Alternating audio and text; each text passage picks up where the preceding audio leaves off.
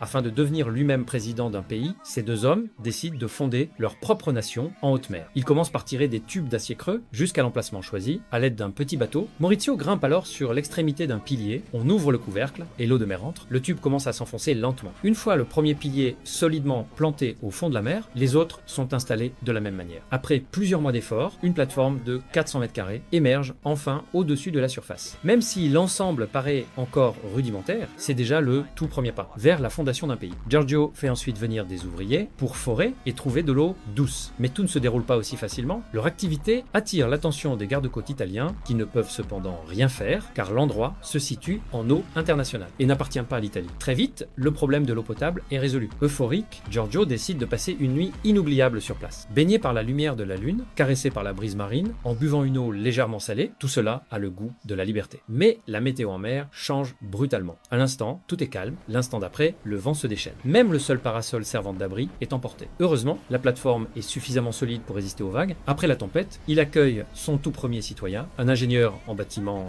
ayant dérivé en mer, pendant plusieurs mois. Grâce à son aide, une première construction voit rapidement le jour. Puis arrive le deuxième citoyen, Neumann, un gérant de club, déchu de sa nationalité allemande pour désertion, sans aucune juridiction nationale. L'endroit devient l'idéal dont il rêve. Sur la suggestion de Neumann, l'île reçoit officiellement son nom, la République de l'île de la Rose. Ils ouvrent alors un club au public. Neumann met à profit ses incroyables talents sociaux, de plus en plus de jeunes influents, attirés par l'esprit de liberté de l'île de la Rose, affluent sur l'île, qui devient rapidement un lieu incontournable. Au même moment, un troisième citoyen arrive, une barmaid venue par curiosité. L'afflux constant de visiteurs permet à Giorgio de récupérer ses coûts et même de réaliser un énorme bénéfice entièrement net, puisqu'ici aucun impôt n'est prélevé. Le soir venu, Giorgio réunit tous les citoyens pour tenir la toute première réunion nationale. Il se nomme officiellement président de la République de l'île de la Rose. Maurizio devient ministre de l'Intérieur, Neumann ministre des Affaires étrangères, la barmaid ministre des Finances, l'ingénieur en bâtiment ministre de la Défense. Ils adoptent l'espéranto comme langue officielle, impriment leur propre timbre et vont jusqu'à créer des passeports nationaux. Le tout premier est remis à Neumann, qui n'a plus de nationalité. Il dépose ensuite officiellement une demande de reconnaissance auprès de l'ONU. L'ONU contacte immédiatement le gouvernement italien pour vérification. L'apparition soudaine de ce voisin inattendu plonge les autorités dans la panique. La philosophie de liberté de l'île de la Rose attire des jeunes